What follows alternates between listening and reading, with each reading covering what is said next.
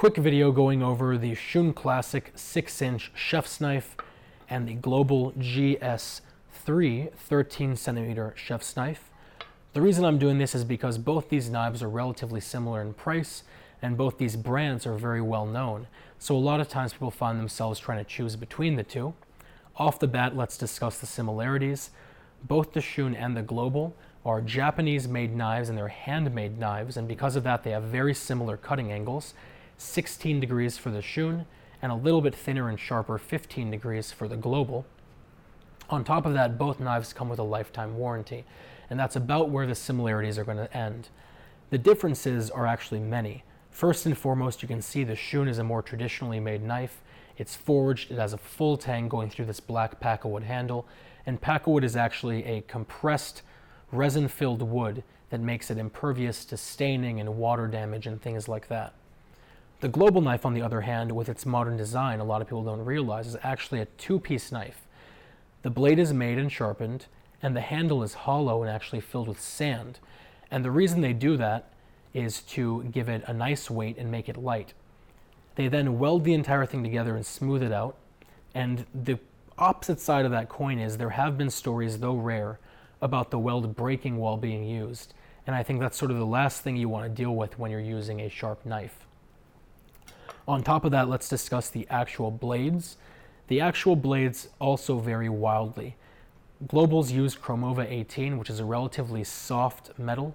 It's about 56 to 58 hardness, while Shun Classics use VG Max, which is actually a notch above VG 10. It's even harder, even more resilient, and even better at holding an edge than VG 10, and it's 61 hardness. The end result is the Shun is going to hold an edge and be much more resilient, and is going to require sharpening and honing much less often. On the other hand, the Global can withstand much more abuse, even though it can be dulled very, very quickly.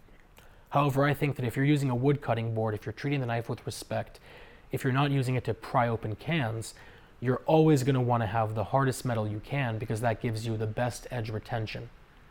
On top of that, the Global, as you've seen already, is just a piece of Chromova 18 which has been flattened and sharpened, while the Shun is VG Max that is then covered in 34 layers of stainless steel.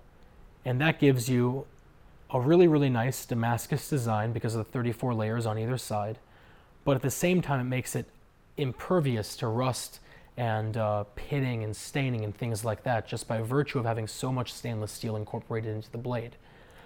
Both knives have lifetime warranties, like I said, but the Shun also comes with lifetime sharpening. And as I said before, that's a deal breaker for me. The reason is, if you're taking your knife to a reputable sharpener who's doing it by hand manually, it's going to cost you roughly $5 an inch minimum. So this knife would be roughly $30 to sharpen, and this one would be roughly $25 to $30 to sharpen. And even with that said, you don't know what the results are going to be. There are always horror stories.